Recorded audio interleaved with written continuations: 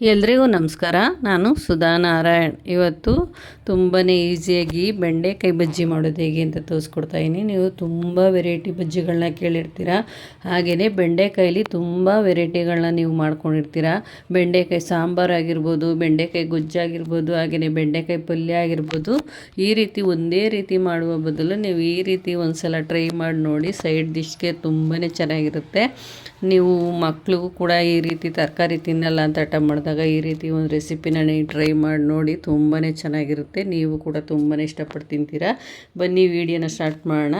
ಮೊದಲಿಗೆ ನಾನು 1/4 kg ಆಗೋಷ್ಟು ಎಳ್ಸಾಗಿರುವಂಥ ಬೆಂಡೆಕಾಯಿನ ತೊಗೊಂಡಿದ್ದೀನಿ. ನೋಡ್ತಾ ಇರ್ಬೋದು, ಇದು ಬಲ್ತಿರಬಾರ್ದು.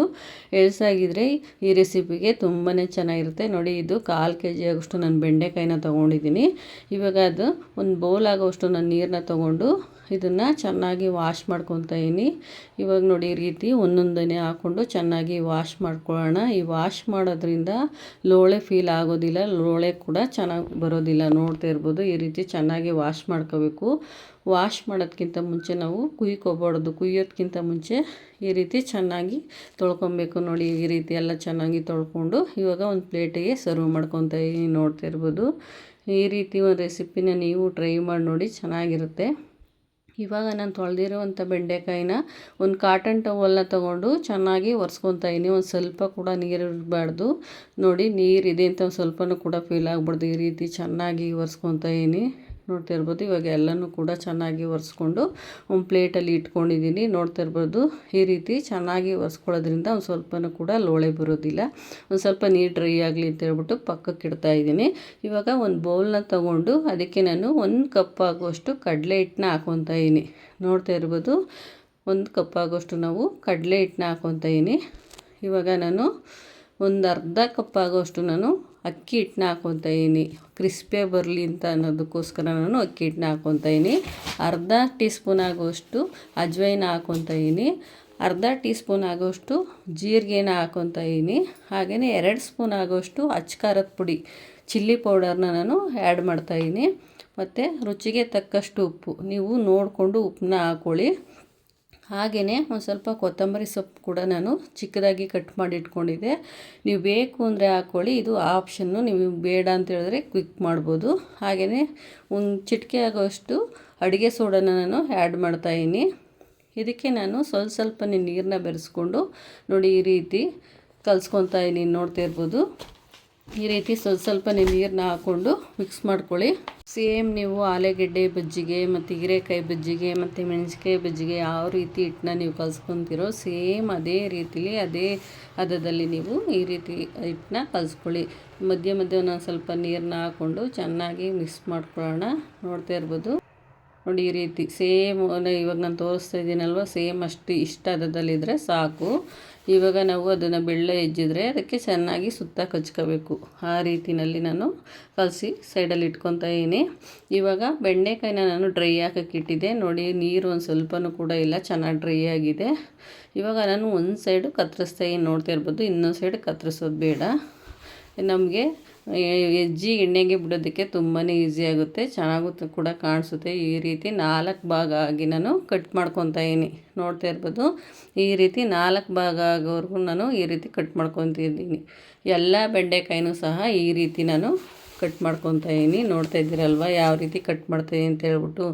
ನಿಮಗೆ ಯಾವ ರೀತಿ ಬೇಕೋ ಆ ರೀತಿ ಕಟ್ ಮಾಡ್ಕೊಬೋದು. ನಾನು ಈ ರೀತಿ 4 ಭಾಗ ಮಾಡಿ ನಾನು ಕಟ್ ಮಾಡ್ಕೊತಾ ಇದ್ದೀನಿ. ಇದೇ ರೀತಿ ನಾನು ಎಲ್ಲ ಬೆಂಡೆಕಾಯಿನೂ ಕೂಡ ಕಟ್ ಮಾಡಿ ಇಟ್ಕೊಂಡಿದ್ದೀನಿ. ನೋಡ್ತಾ ಇರ್ಬೋದು, ಎಲ್ಲ ಬೆಂಡೆಕಾಯಿನೂ ನಾನು ಈ ರೀತಿ ಕಟ್ ಮಾಡಿ ಇಟ್ಕೊಂಡಿದ್ದೀನಿ. ನೋಡಿ, ಈ ರೀತಿ ಎಳ್ಸಾಗಿದ್ದರೆ ಇದು ತುಂಬಾ ಚೆನ್ನಾಗಿ ಬರುತ್ತೆ. ಲೋಳೆ ಥರ ನಿಮಗೆ ಫೀಲೇ ಆಗೋದಿಲ್ಲ. ನೋಡಿದ್ರಲ್ವ ಯಾವ ರೀತಿ ನಾನು ಕಟ್ ಮಾಡಿ ಇಟ್ಕೊಂಡಿದ್ದೀನಿ ಅಂತ ಹೇಳ್ಬಿಟ್ಟು. ಇವಾಗ ನಾನು ಒಂದು ಗ್ಯಾಸ್ ಸ್ಟವ್ನ ಆನ್ ಮಾಡಿಕೊಂಡು ಒಂದು ಪಾತ್ರೆನ ಬಿಸಿ ಇಟ್ಟು ನಾನು ಅದಕ್ಕೆ ಆಯಿಲ್ನ ಹಾಕ್ಕೊತಾ ಇದ್ದೀನಿ. ನೋಡ್ತಾ ಇರ್ಬೋದು, ಅಡುಗೆ ಎಣ್ಣೆನ ನಾನು ನಿಮ್ಗೆ ಎಷ್ಟು ಬೇಕೋ ಅಷ್ಟು ನೀವು ಆಯಿಲ್ನ ಹಾಕ್ಕೊಳ್ಳಿ. ನಾನು ಇವಾಗ ನೋಡಿ ಆಯಿಲ್ನ ಹಾಕ್ಕೊತಾ ಇದ್ದೀನಿ. ಇವಾಗ ಹಿಟ್ಟನ್ನ ಕಲಸಿಟ್ಟಿರುವಂಥ ಹಿಟ್ಟಿಗೆ ನಾನು ಬೆಂಡೆಕಾಯಿನ ಹೆಜ್ಜಿ ಎಣ್ಣೆ ಒಳಗಡೆ ಹಾಕ್ಕೊತಾ ಇದ್ದೀನಿ. ನೋಡಿ, ಈ ರೀತಿ ಚೆನ್ನಾಗಿ ಮಿಕ್ಸ್ ಮಾಡಿಕೊಂಡು ಅದರಲ್ಲಿ ಹೆಜ್ಜಿ ಸೇಮ್ ಮೆಣಸಿನ್ಕಾಯಿ ಬಜ್ಜಿ ಯಾವ ರೀತಿ ಮಾಡ್ತಿರೋ ಸೇಮ್ ಅದೇ ರೀತಿಯಲ್ಲೇ ನೋಡಿ. ಇವಾಗ ಹೆಜ್ಜಿ ನಾನು ಎಣ್ಣೆಗೆ ಹಾಕ್ಕೊತಾ ಇದ್ದೀನಿ. ನೋಡ್ತಾ ಇರ್ಬೋದು, ಒಂದೊಂದೇನೆ ಒಂದಕ್ಕೊಂದು ಅಂಟದ ಹಾಗೆ ನೀಟಾಗಿ ಹಾಕೊಬೇಕು. ಇದು ಟೀಗೆ, ಅನ್ನಕ್ಕೆ ಸೈಡ್ ಡಿಶ್ ಆಗಿ ಮತ್ತು ನೆಂಟರುಗಳು ಬಂದಾಗ ನೀವು ಒಂದೇ ರೀತಿ ಮಾಡುವ ಬದಲು ಈ ರೀತಿ ಒಂದು ಡಿಶ್ನ ಮಾಡಿಕೊಡಿ, ತುಂಬಾ ಇಷ್ಟಪಟ್ಟು ತಿಂತಾರೆ. ಇವಾಗ ನೋಡಿ ನಾನು ಎಲ್ಲನೂ ಕೂಡ ಹಾಕ್ಕೊಂಡಾಗಿದೆ. ಇವಾಗ ನಾನು ಅದೊಂದು ಸ್ವಲ್ಪ ಕಲರ್ ಚೇಂಜ್ ಆಗೋವರೆಗೂ ಚೆನ್ನಾಗಿ ಕೈ ಆಡಿಸ್ತಾ ಮಧ್ಯ ಮಧ್ಯ ಕೈ ಆಡಿಸ್ತಾ ಈ ರೀತಿ ಚೆನ್ನಾಗಿ ಬೇಯಿಸ್ಕೊಳ್ಳೋಣ. ಈ ಬೆಂಡೆಕಾಯಿ ಎಲ್ಲ ತುಂಬ ಚೆನ್ನಾಗಿ ಬೇಯಬೇಕು.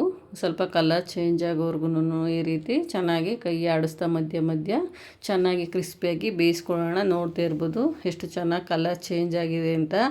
ಇವಾಗ ನೋಡಿ ಬಜ್ಜಿ ಕೂಡ ಚೆನ್ನಾಗಿ ಬೆಂದಿದೆ. ಇವಾಗ ಬಜ್ಜಿನ ನಾನು ಕಾಳು ಬಸಿಯ ಬೇಷನ್ಗೆ ಸರ್ವ್ ಮಾಡ್ಕೊತಾ ಇದ್ದೀನಿ. ನೋಡ್ತಾ ಇರ್ಬೋದು ಎಷ್ಟು ಚೆನ್ನಾಗಿ ಬೆಂದಿದೆ ಮತ್ತು ಎಷ್ಟು ಚೆನ್ನಾಗಿ ಕಾಣಿಸ್ತಾ ಇದೆ ಅಂತ ಹೇಳ್ಬಿಟ್ಟು ನೋಡ್ತಾ ಇದ್ರೇ ತಿನ್ನಬೇಕು ಅಂತ ಅನಿಸುತ್ತೆ. ನೋಡಿ ಇವಾಗ ಎಷ್ಟು ಚೆನ್ನಾಗಿ ರೆಡಿಯಾಗಿದೆ. ಇವಾಗ ಸೇಮ್ ಅದೇ ಎಣ್ಣೆಗೆ ಮಿಕ್ಕಿರುವಂಥ ಬೆಂಡೆಕಾಯಿನ ನಾನು ಮತ್ತೆ ಅದರೊಳಗಡೆ ಹಾಕ್ಕೊತಾ ಇದ್ದೀನಿ. ನೋಡ್ತಾ ಇರ್ಬೋದು ಸೇಮ್ ಅದೇ ಥರನೇ ಒಂದಕ್ಕೊಂದು ಅಂಟ್ತಿರೋ ಹಾಗೆ ಇದೇ ರೀತಿ ಹಾಕ್ಕೊಳ್ಳೋಣ. ನೋಡ್ತಾ ಇರ್ಬೋದು ಇವಾಗ ಒಬ್ಬೊಬ್ಬರು ಬೆಂಡೆಕಾಯಿ ತಿನ್ನಲ್ಲ ಅಂತ ಹೇಳ್ಬಿಟ್ಟು ಇದು ಮಾಡ್ತಾ ಇರ್ತಾರೆ. ಈ ರೀತಿ ಒಂದು ರೆಸಿಪಿನ ಟ್ರೈ ಮಾಡಿ ನೋಡಿ. ಬೆಂಡೆಕಾಯಿ ತಿನ್ನದೇ ಇರೋರು ಕೂಡ ಈ ರೀತಿ ರೆಸಿಪಿನ ಮಾಡಿಕೊಟ್ರೆ ಅವರು ಇಷ್ಟಪಟ್ಟು ತಿಂತಾರೆ. ನೋಡಿ ಇವಾಗ ಕಲರ್ ಚೇಂಜ್ ಆಗಿ ಚೆನ್ನಾಗಿ ಬೆಂದಿದೆ. ಈ ಒಬ್ಬೆನೂ ಕೂಡ ಸೆಕೆಂಡ್ ಬ್ಯಾಚ್ ಕೂಡ ಚೆನ್ನಾಗಿ ಬೆಂದಿದೆ. ನೋಡ್ತಾ ಇರ್ಬೋದು ಈ ಬೆಂದಿರುವಂಥ ಬಜ್ಜಿನ ಇವಾಗ ನಾನು ಮತ್ತು ಕಾಳು ಬೇಷನ್ಗೆ ಹಾಕ್ಕೊಂಡಿದ್ನಲ್ಲ ಆ ಬೇಷನ್ಗೆ ನಾನು ಎತ್ತಿ ಹಾಕ್ಕೊತಾ ಇದ್ದೀನಿ. ನೋಡ್ತಾ ಇರ್ಬೋದು ಎಷ್ಟು ಚೆನ್ನಾಗಿ ಬೆಂದಿದೆ ಅಂತ. ತುಂಬ ಚೆನ್ನಾಗಿ ಬೆಂದಿದೆ. ನೋಡೋಕ್ಕೂ ಚೆನ್ನಾಗಿರುತ್ತೆ, ತಿನ್ನೋಕ್ಕೂ ಚೆನ್ನಾಗಿರುತ್ತೆ. ನೀವು ಒಂದ್ಸಲ ಈ ರೀತಿ ಟ್ರೈ ಮಾಡಿ ನೋಡಿ. ನೋಡಿ ಇವಾಗ ಎರಡೊಬ್ಬೆನೂ ಕೂಡ ಆಗಿದೆ, ಚೆನ್ನಾಗೂ ಕೂಡ ಬೆಂದಿದೆ. ನಾನು ಸರ್ವ್ ಮಾಡಿ ತೋರಿಸ್ತಾ ಇದ್ದೀನಿ. ಇದು ಟೀ ಜೊತೆಗೆ ಅನ್ನದ ಜೊತೆಗೆಲ್ಲ ತುಂಬಾ ಚೆನ್ನಾಗಿರುತ್ತೆ. ನೀವು ಒಂದು ತುತ್ತು ತಿನ್ನೋರು 2 ತುತ್ತು ಅನ್ನನ ತಿಂತೀರಾ. ಈ ರೀತಿ ರೆಸಿಪಿನ ಮಾಡಿಕೊಂಡ್ರೆ ಹೆಚ್ಚೆಚ್ಚು ವೀಡಿಯೋಗಳಿಗಾಗಿ ನೀವು ಸುಧಾ ಅಡುಗೆ ಯೂಟ್ಯೂಬ್ ಚಾನಲ್ ನೋಡ್ತಾ ಇರಿ. ಹಾಗೆಯೇ ಹೊಸ್ದಾಗಿ ನೋಡ್ತಾ ಇರೋರು ಸಬ್ಸ್ಕ್ರೈಬ್ ಮಾಡ್ಕೊಂಡು ವಿಡಿಯೋನ ನೋಡಿ. ಈ ವಿಡಿಯೋ ನಾನು ತೋರಿಸುವಂಥ ವೀಡಿಯೋಗಳು ನಿಮ್ಗೇನಾದ್ರು ಇಷ್ಟ ಆಯಿತು ಅಂದರೆ ಲೈಕ್ ಮಾಡಿ, ಶೇರ್ ಮಾಡಿ, ಕಮೆಂಟ್ ಕೂಡ ಮಾಡಿ.